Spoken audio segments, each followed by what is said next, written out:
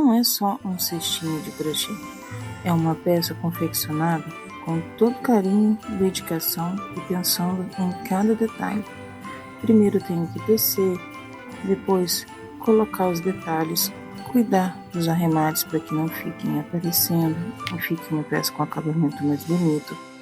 E aí vem a parte da impermeabilização, que é feita em 2 etapas. Isso garante que a sua peça vai durar muito mais tempo com a beleza de nova.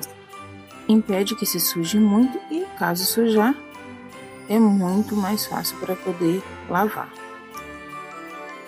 Depois de todas essas etapas, deixe secar, coloca etiqueta, coloca o sabonete, o adesivo e colocar no saquinho para poder entregar.